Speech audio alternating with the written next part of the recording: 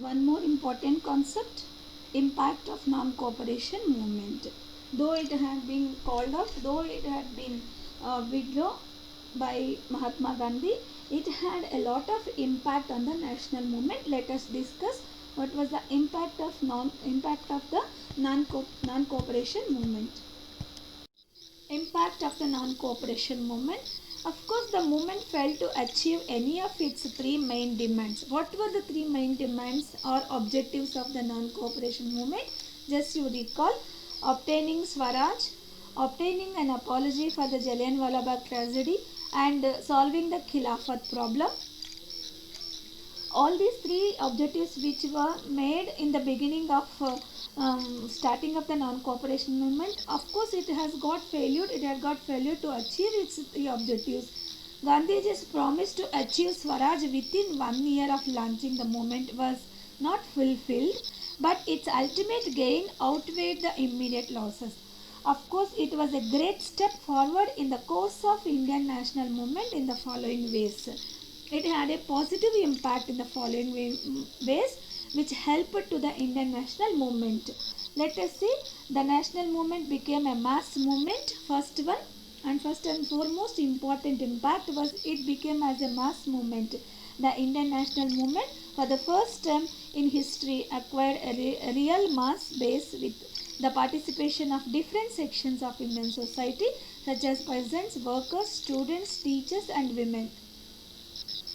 Of course, however, the big industrialists, capitalists and zamindars still remained hostile. Second impact of the non-cooperation movement, it instilled confidence among the people. It generated a desire for freedom and inspired people to challenge the colonial rule. Next one, the Congress became a revolutionary movement. It transformed the Indian National Congress from a deliberative assembly into an organization for action. It transformed Congress became as a revolutionary movement. It transformed the non-cooperation movement transformed the Indian National Congress from a deliberative assembly into an organization for action. It became the organizer and leader of the masses in their national struggle. Thus, the Congress became a force to reckon with.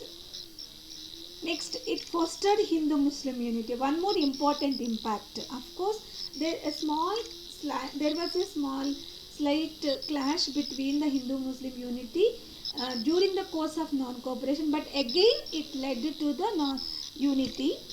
It fostered Hindu-Muslim unity, which could be seen in the merger of Khilafat issue with this movement. It provided an opportunity to the Congress to bring the urban Muslims into the national movement by convincing them that the nation was equally concerned with the problems affecting them. Next, it promoted social reforms. As a consequence of the non-cooperation movement, several steps were taken in the direction of prohibition and removal of untouchability. Many national schools and colleges were set up in different parts of the country. The boycott of the foreign goods led to the promotion of Indian handicrafts and industries. Khadi became the symbol of the national movement. In this way, it promoted many social reforms also. If you write any one or 2 points, it is more than enough, my dear students. You need not to explain much, like all the points. Of course, but you have a glance about the programs, social reforms which were made under the non-cooperation movement. Next, spread nationalism in every part of the country. Till then it was limited only few places like important cities, main towns, only it was limited, but now it allowed its spread to nationalism to every part, each and every corner of the country. How it happened, let us see. The movement gave a new boost to the nationalism in India. At its annual sessions at Nagpur in December 1920, changes were made in the constitution of the Congress. Provincial Congress committees were reorganized on the basis of linguistic areas. The Congress was now to be led by a working committee of 15 members, including the President and the secretaries. This would enable the Congress to function as a continuous political organization and would provide it with the machinery for implementing resolutions. the Congress organization was able to reach down to villages. Its membership fee was reduced to 4 annas per year to enable the rural and urban poor become to the members. Of course, and you need not to explain this much lengthy, but it spread the nationalism to each and every part of the country, every corner of the country.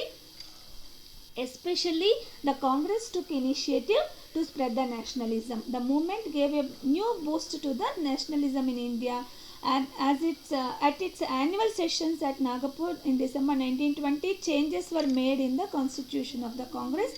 What were the changes? With the help of those changes, it was enabled to reach all the villages and allowed the membership from all the corners of the villages also as a member of the Congress. And though once if they become as a member of the Congress, they started to spread the nationalism to their surrounding villages. In this way, it spread the nationalism to every part of the country. Next, popularized the cult of Swaraj.